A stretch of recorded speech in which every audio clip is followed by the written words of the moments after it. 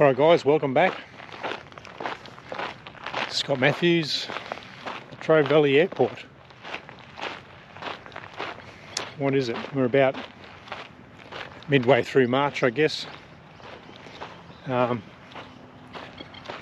the hangar today for a change. We've just seen a couple of aircraft you guys might be interested in, so take a look at these bad boys. We're going to build the Camel. Continue to watch, we'll do some building. Watch along, enjoy the video.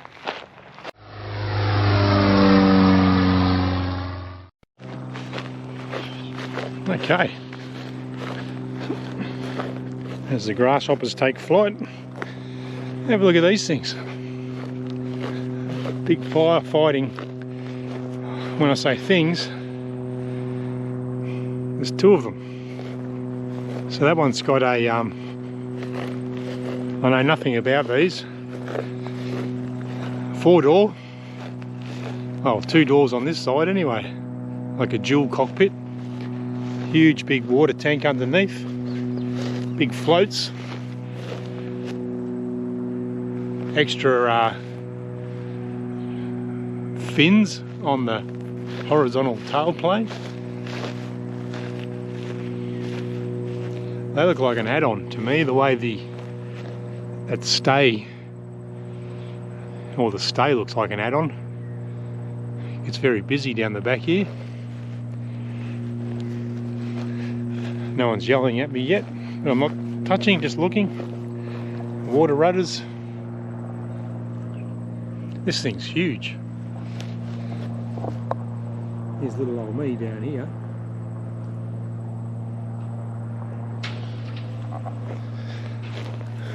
So I'm 6 foot high. That top of that float is about 5 feet.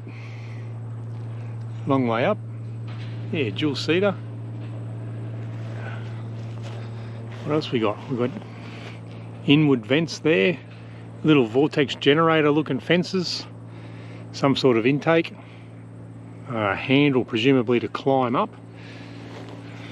A ladder. I guess you stand on here, up the ladder onto the wing. Some footholds. Climbing the door. Parachutists coming down there somewhere. 1, 2, 3, 4, at least 5 aerials I can see. Another something out here. Panels everywhere. It's only with the model aeroplanes you try and get them smooth. When you look at a full-size aircraft, they're just like close up, panels on top of panels. You got the leading edge with a panel, a drain hole, another panel, trailing edge, then the flap, all the, yeah, it's just panels and rivets everywhere. Electrical loom, maybe for a light, or trim, that'd be trim I guess. The loom comes through externally, that'd be for the aileron trim. Huge aeroplane, and it's got a tiny little, it's got this tiny little tab. That looks like that'd be an aerodynamic balance. It's fixed to the horn.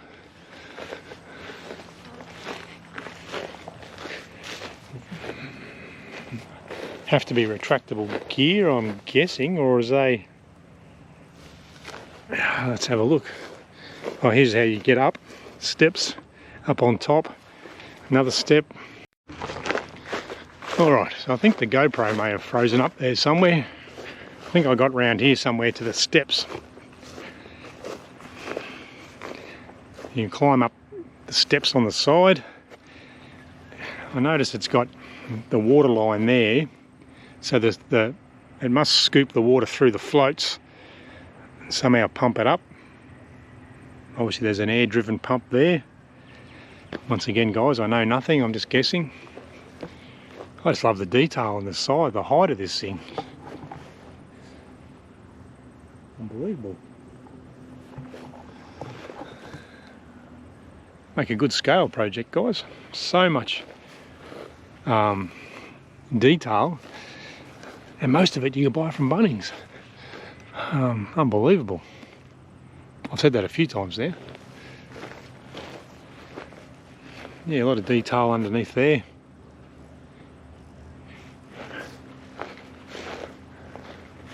I think they're slightly different. The view from the cockpit must be something else. I just spoke to a gentleman. He says it's something like the is it the Dramana, the Drombardier that you can see in the distance, maybe just over there, or like a crop duster aeroplane, you know, Agwagon or something, or Piper Pawnee, this bigger than a Pawnee. Yeah, fairly huge. Anyway, actually, if you have a look, the whole fuselage side looks like every center there's a panel. All that is a panel. That looks to me, yeah, you could strip this right down. The whole fuselage side comes off, it's screwed on. If you look here, it's all buttoned up. Amazing. I wonder how they go for corrosion.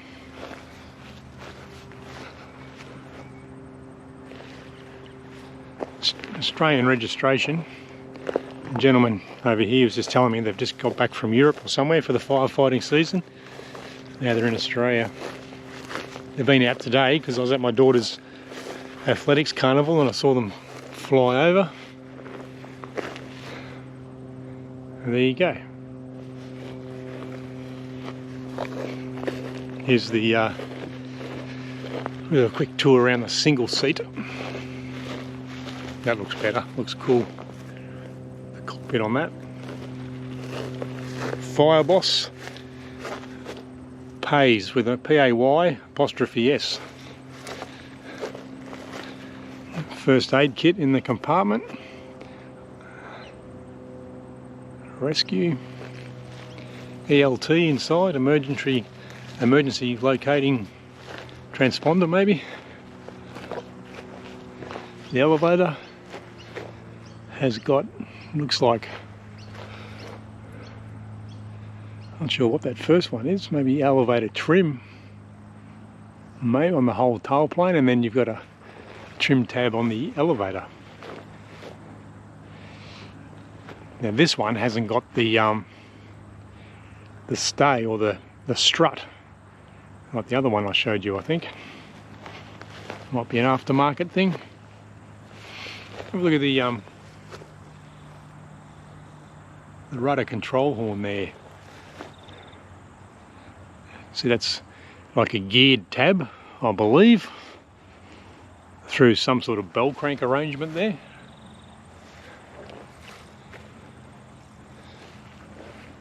The more, oh, there you go, there's a stay. So this one's got a stay on top, or a strut on top of the wing fence fin type of system. The more I look at this, the more detail is on there. I've got a funny feeling I can hear men falling from the sky. I'll show you some parachutists in a minute.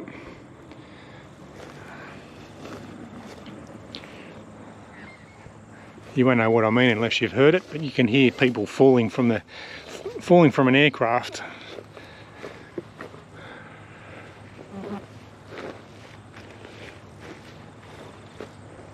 And up here are parachutists. I'll film them coming in.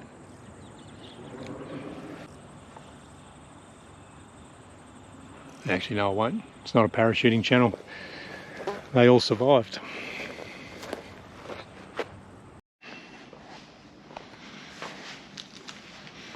Okay, just go with your gut sometimes.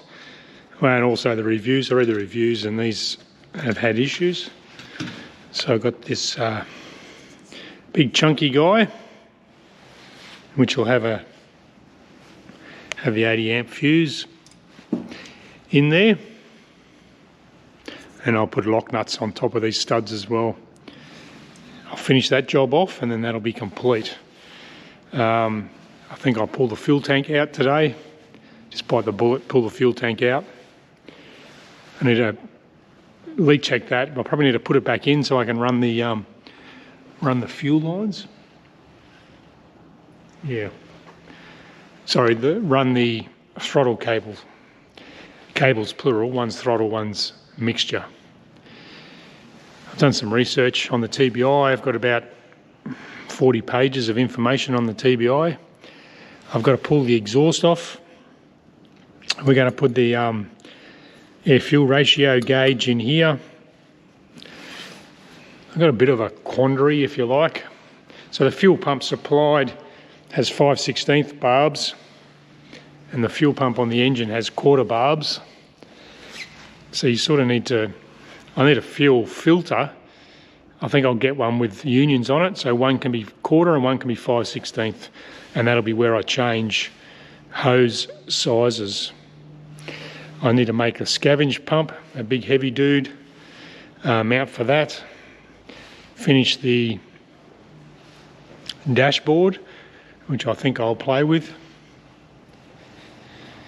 And sort of my OCD kicks in when I've got an oil system half sort of done, fuel tank half sort of done, throttle quadrant half sort of done, avionics behind the engine half sort of done, instrument panel half sort of done. One to go on the instrument panel. Air fuel ratio gauge will drop in there. Paint and prime, lock it all away. My little tags, you'll sit over there.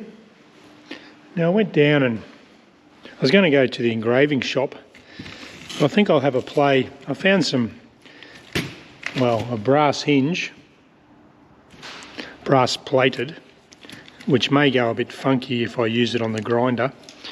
But I was just going to make some little tags up, primer, starter, fuel pump. I'll either do white on black just with the dynamo label. There's a silver I could potentially, or aluminium, I could paint that silver maybe, and I'll try with the hinge. Or alternatively, I just go to the trophy shop. I see a few people they label, it's like labeling the steering wheel in your car. You sort of don't need a label on it, do you? I don't need to label the Maggies. Just master, fuel pump, so I can differentiate. Scavenge pump I haven't done yet. I think that's going to go on the side kidney panel actually, to keep it out of the way. Just to alleviate, you might turn the scavenge pump on and be running that dry theoretically, thinking you've got the fuel pump on. It's a secondary measure, so it can go in a secondary spot in my books. I don't need to label, or what am I getting at? I need a master, fuel pump, prime, and the starter button, which is on the side. I'll just label that, and that'll probably do, I think. The rest is self-explanatory. It's written on the gauges. Got my airspeed in. So I'm really keen to stain this up and give it a couple of coats of varnish and then refit it. A rather crude fuel tank leak check. Just got Glad wrap on there. We'll see how that goes today. But it looks like it's, I just blew it up with my mouth. Festo valve. Holding air so it'll hold fuel, hopefully. I'll see how long that lasts. Alright, back in this morning. Still got air pressure in the fuel tank. That's a pass. I think I'll wait till my fittings come in so I can do that properly on the bench. However, I may get impatient and fit it anyway. And we'll move on. Where was I up to? I'll fit the... I know you can get better fuel senders than this, oil pressure sender. But you pay big bucks for a gauge kit from Rotec, and that's what they sent. So, and these are probably a certain calibrated or whatever. So I'll fit that. It sort of looks a bit dorky. So that'll go on. You got the option of each side. It may need like a grommet and a little standoff just to help it with the vibration. I'll see how we go. I'm still umming and ahhing where to actually put this. Out there is great because when you change the filter. Speaking of changing the filter, I think I'm going to need a oil shut-off cock. Otherwise, when I change the oil filter, I've got no way of stopping 8 litres of oil pouring out.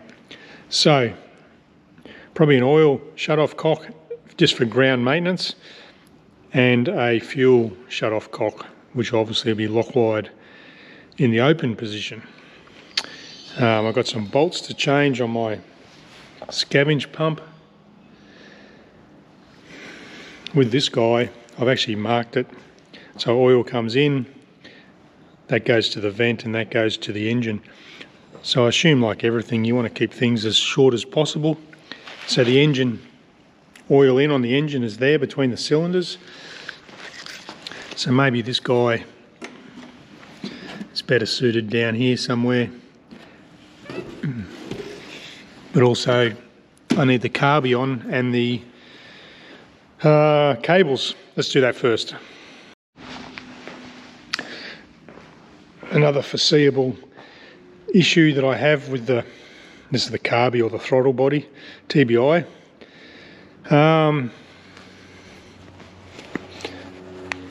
With that open, you can see.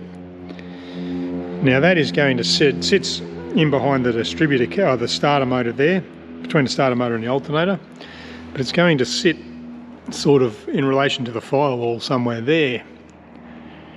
So, do I punch a hole in the firewall? But looking at that, I've got a cross member there and also the fuel tank. So I'm not sure what others have done. Can you get a skinny car air filter? Like a donut one? I'm not sure. So I might have to talk to people about that. Alright, I've just changed the bolts on the scavenge pump. I'm just not happy with the firewall. It's can sort of oil can, and it's not actually attached. The only thing attaching the firewall is a rivet here and a rivet over there. So I've just cut a piece. I'm going to redo some work. This bottom row of rivets, which is a plate. This is how I go, guys. I just keep adding stuff until it doesn't wobble. So I'm going to put a plate in there. I could even take those out actually and put a bolt through. These ones here. And I'll collect that row of rivets and possibly just screw this to the floor, just to give the firewall some rigidity at the bottom. Alright, nice L angle along the bottom. It flares out here, that's just the way it goes out to the engine mount. I could shim that if I wanted to. It's mounted onto the tab. More importantly, I wanted to brace the pump, and a simple little clamp up here actually helped a lot as well. So now the pump's got no flex in the firewall, or very little. Happy with that, move on. So I've temporarily got my primer cable and my throttle cable installed. I had to drill another hole in the throttle lever. I need to secure the, I'll come around this side. Sort of integral part is to secure the cable, otherwise the cable just moves. So I'll come up with a system to anchor that. I'm just waiting on, I have to order some more cable, Bowden cable for the mixture control. Yeah, it's interesting, you can sort of get it close. So to set idle, I can just push that, which moves the outer. So I can sort of set And there's my idle, if you like. I've read something in the book that you want idle stops here, mainly 100%, not rely on the carby just slamming open, or the TBI.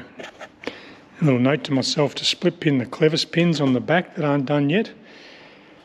And I bit the bullet and I moved my coil, which was here, because now I want to keep the lines as short as possible, so the filtered oil needs to go to the engine, which is this plug here. So now it gives me room to fit the oil filter. Also a consideration is, can I get the filter off without hitting the airframe? And also, it's not going to dribble all over the coil. Just go with your gut, I guess. So I've changed that. I'll try and use some of those holes for the oil cooler, oil filter. This guy. So this has got a, it's got the regulator plug on top. One goes to vent. This one goes to the engine. This one goes to, that's oil in from the, where would that be from? The bottom main scavenge pump, or the bottom oil pump. And a sender, which I covered before, I think. This guy goes on there. So, yeah, I'll use that. That's what I've got. Just means I need to raise it up off the firewall. Okay. What do I do today? I put the oil pump in. I move this coil up to the top out of the way. I've got some holes there to fill. I'll put some rivets in there. Fuel pump, scavenge pump down the bottom. I've run my oil lines. Pretty much, I've run out of oil line, but I've got 3 to go from the tank to the rear bulkhead up there. Yeah, the oil tank may have to come out to get the fuel tank back in. Probably will take it out. Just note everything's loose and will get tied up away from the exhaust, etc. Tied together, nice looms. I think that's all my components. I need to come up with some sort of air cleaner, air filter system in there. I've run the throttle cable, but I've got some new Bowden cable coming, so I'm going to replace the cable. The one I've got's a bit crummy, can be better. And I've still got a mixture control cable to run. I did the throttle quadrant. When I say did, I made up this bracket here to hold the cable, and I'll do an Adele clamp down further.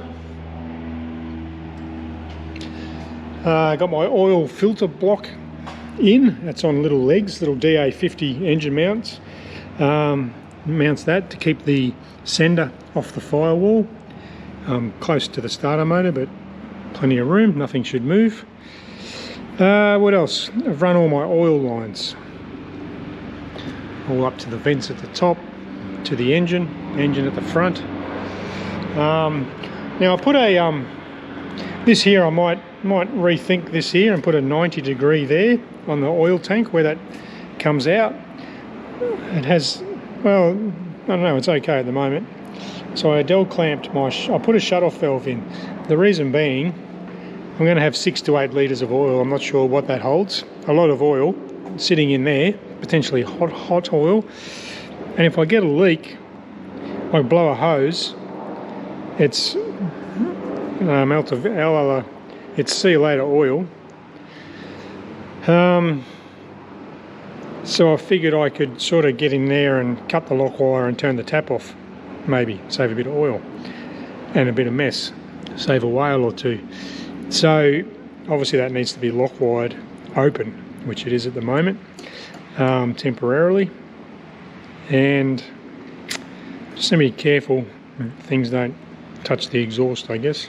I'll put fire sleeves on as well, yes. And yeah, that was going to be my fuel cock, if you like.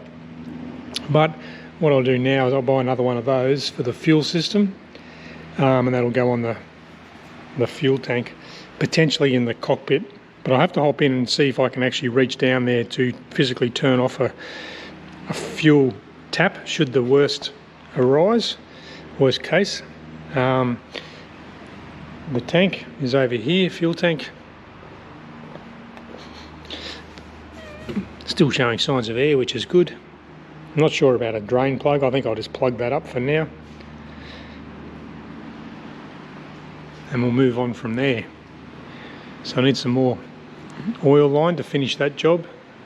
I really need my gauge from Rotec to finish the dashboard. Then I can move back to some electrical stuff.